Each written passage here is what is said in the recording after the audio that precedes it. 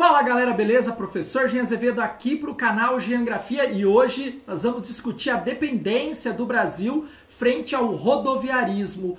Vocês sabiam que lá na época do café, quando o café era o principal produto de exportação, o meio de transporte era o ferroviário. O ferroviário ajudou na expansão da cafeicultura para o interior de São Paulo e até para o norte do Paraná e também para Minas Gerais. Mas isso entra em decadência pós Segunda Guerra Mundial, onde você teve aí a ascensão de duas grandes potências, Estados Unidos de um lado, União Soviética do outro. O Brasil seguiu os Estados Unidos e os Estados Unidos introduziram no mundo, além daquilo que você já sabe, grande nos países mais pobres, a nova divisão internacional do trabalho. E a função do Brasil nessa nova ótica do capital era apenas servir os países centrais como mão de obra barata e excessiva e também um grande mercado consumidor. O Brasil agora, nessa nova divisão internacional do trabalho, ele ia receber as indústrias vindas do exterior. E aí você teve a instalação dessas indústrias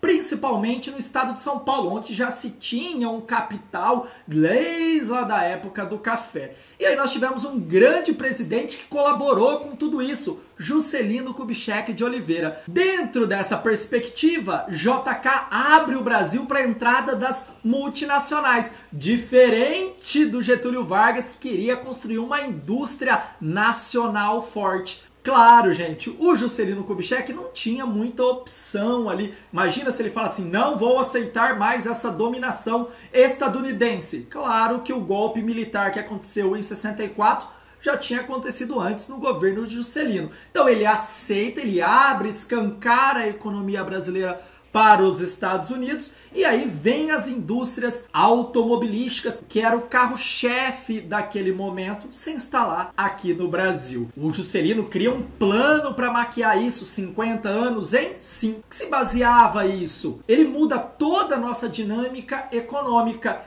E quais foram os gatilhos para mudar essa dinâmica que era muito paradona da época do Brasil rural? Era isso, transformar o país urbano. Aí ele estrutura todas as cidades em prol de quem? Do automóvel. Tá dentro do pacotão da nova divisão internacional do trabalho. Juscelino Kubitschek e uma outra galera vai urbanizando o Brasil em prol do automóvel, criando as grandes avenidas fundos de vale e o Brasil se tornando dependente do automóvel. O segundo planejamento é rasgar o Brasil com as rodovias de norte a sul do país. Agora o Brasil não vai usar mais ferrovias, e sim rodovias. Foi a partir daí que o Brasil fica totalmente dependente dos caminhões. Aí nós temos todo aquele período conturbado do Jânio Quadros, depois do João Goulart, aí nós temos o golpe militar e nada muda. A nossa estrutura de desenvolvimento ainda é pautada no rodoviarismo. E os militares continuam rasgando o Brasil com rodovias, como a Transamazônica,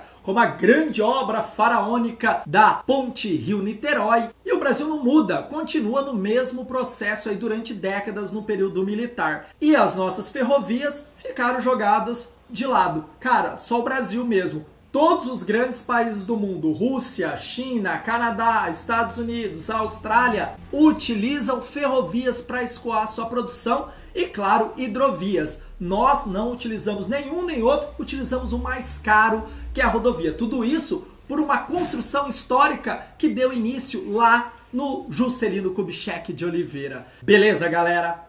Perceberam aí o cenário histórico? Às vezes as nossas escolhas não são internas, e sim externas. Nós fomos obrigados, em determinado momento da história, a seguir o rodoviarismo. Claro, se alguém tivesse batido a perna, as coisas poderiam ter sido outras. Beleza, pessoal? Ó, sou a favor da greve dos caminhoneiros. É uma classe forte e tem que pressionar o governo sim, porque do jeito que dá, não pode ficar. Beleza, galera? Ó, principalmente curta e compartilhe o vídeo aí nas redes sociais. Tamo junto, abraços.